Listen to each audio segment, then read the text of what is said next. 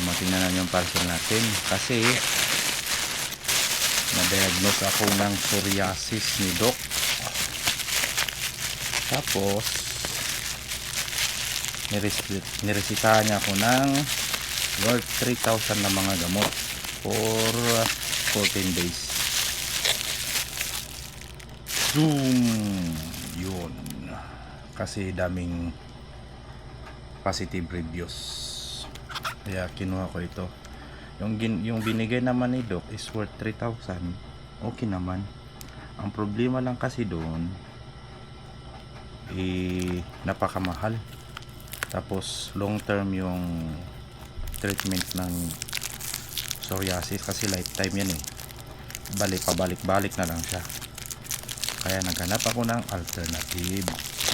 Ito nakita ko dito sa online.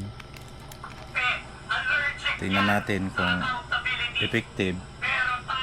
Ito tingnan natin kung effective kasi mura lang naman eh. Tapos iyon, magbigay ako ng reviews positive o negative pag nasubukan ko na at least mga 7 days. Okay, so sa mga nakatry nito, comment naman kayo dyan. Tapos so buksan natin.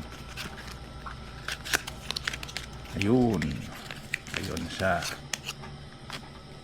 siya, antibacterial cream daw.